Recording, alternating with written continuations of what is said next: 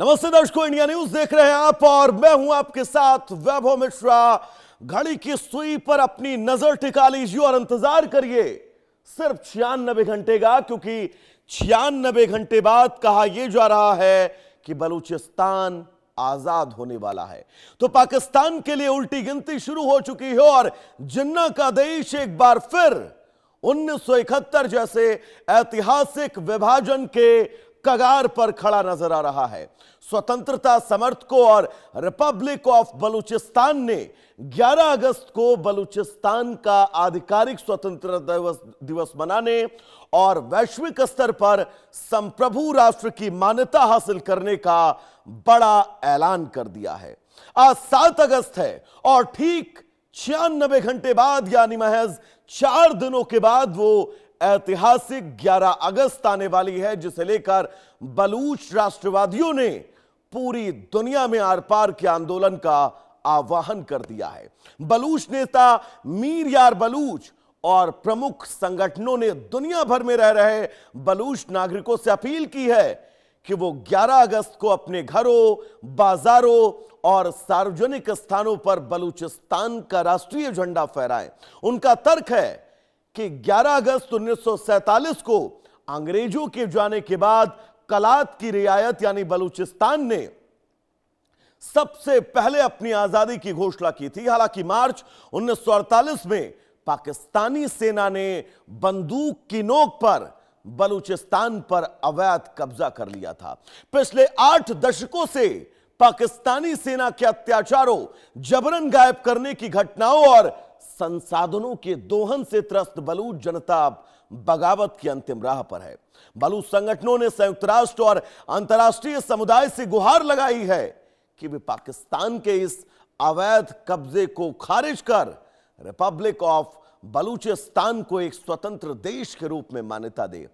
क्या 1971 में बांग्लादेश के गठन के बाद अब 2026 में पाकिस्तान का दूसरा बड़ा बंटवारा तय है? यह सवाल अब पूरी दुनिया में गूंज रहा है और इन सवालों से इतर सबसे महत्वपूर्ण ये कि खबर है क्या, और इस खबर को आज हम आपके समक्ष पूरी जिम्मेदारी से क्यों लाए हैं, तो वो आपकी टीवी स्क्रीन पर। दरअसल 11 अगस्त को बलूचिस्तान का स्वतंत्रता दिवस है, आज से ठीक 96 घंटे यानी 4 दिन बाद। बिग वॉल के जरिए अगर मैं आपको ग्राफिक्स बताऊं तो सबसे महत्वपूर्ण यह है बलूचिस्तान के ताजा हालात कैसे हैं। 11 अगस्त 1947 बलोच युवाओं का जबरन अपहरण बलूचिस्तान के अंदर लगातार जारी है। अगली प्लेट अगर मैं आपको दिखाऊं तो डॉक्टर मेहरंग बलूच के नेतृत्व में जन आंदोलन का उग्र रूप जो है वो इस वक्त पूरे बलूचिस्तान में देखा जा रहा है। बीएलए के पाक सेना पर बड़े हमले लगातार जारी हैं। बलूच लिबरेशन आर्मी पाकिस्तान की सेना को टारगेट करके निशाना बना रही है। ग्वादर पोर्ट और सीपीईसी प्रोजेक्ट पर काम पूरी तरह ठप हो चुका है। बलूच जनता ने पाकिस्तान सरकार को टैक्स देने तक से बिल्कुल साफ मना कर दिया है कि वो टैक्स आपको नहीं देने वाले। यूरोपीय संघ और अमेरिका तक पहुंचा है मानवाधिकार हनन का मुद्दा, जिस मुद्दे पर लगातार अब बातचीत चल रही है। लेकिन बगावती राह पर बलूचिस्तान क्यों चला है, यह भी हम आपको बिग वॉल के जरिए बताएंगे। दरअसल 1948 में पाकिस्तान की सेना ने धोखे और सैन्य कब्जे से इस पर बलूचिस्तान पर कब्जा किया था।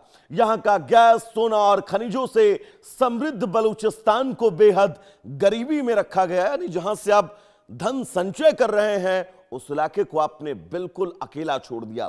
सीपीसी और ग्वादर के नाम पर जमीनें खरीदी बेची गई, हजारों बलूच नागरिकों की, बुद्धिजीवियों की हत्या की गई, उन्हें गायब कर दिया गया। पाकिस्तान में सिर्फ पंजाबी हुक्मरानों के हितों को, कृति और पहचान को मिटाने की साजिश भी न सिर्फ इस शक्ल ने की है, वो तमाम शक्लें जो पाकिस्तान की सत्ता पर मौजूद रही हैं।